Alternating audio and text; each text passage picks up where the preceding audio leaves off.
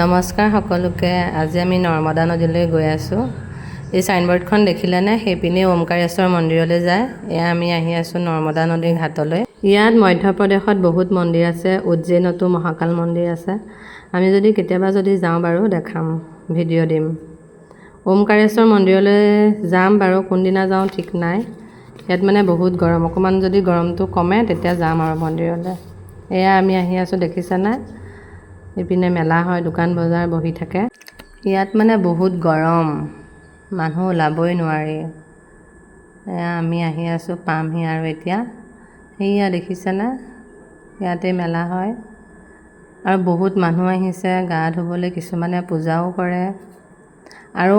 আৰু ইয়াত এটা কথা, ইয়াৰ নৰ্মদা নদীৰ প্ৰত্যেকটো পাথৰক শিৱৰ লিংগ বুলি কয় আৰু নদীখন উল্টা দিশত বয়। এয়া দেখিছেনে? মোৰ লগৰ এজনী আহি আছে খোজকাঢ়ি। এয়া চবেই মানুহে গা ধুই আছে, চব মানুহে। ৰমেনেও গা ধুৱে, সাঁতোৰে, চিলনী জাপ দিয়ে। তাৰপিছত মোৰ মানুহটো ভয়ে ভয়ে পিছত নামিছে আৰু, সাঁতুৰিব নাজানে। এইবোৰ শিল দেখিছেনে? এইবিলাক শিলকে পৌৰাণিক কথাত কোৱা হয় যে যেতিয়া মেখল পৰ্বতত ভগৱান শিৱই তপস্যা কৰি আছিল, তেতিয়া শিৱৰ গাৰ পৰা ঘামৰ টোপাল পৰি এগৰাকী কন্যা জন্ম হয়। আৰু শিৱই তপস্যা কৰি থকা দেখি কন্যাগৰাকীও তপস্যা কৰিবলৈ ধৰিলে।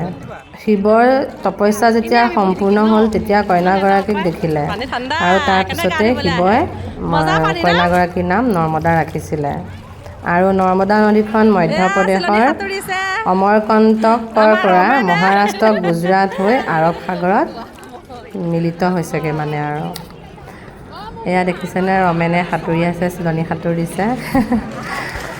এয়া মোৰ মানুহজনে কিন্তু সাঁতুৰিব নাজানে দেই, ভয় কৰে। ৰমেনে ভয় নকৰে বাৰু, সি সাঁতুৰিব জানে যে।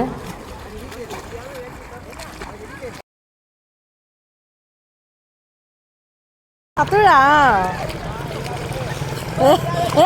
একে জেগাতে আছা দেখোন, একে জেগাতে আছাচোন।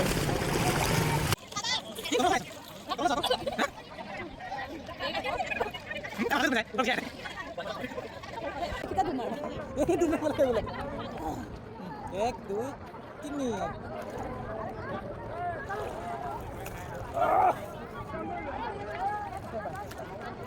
এক দুই তিনি।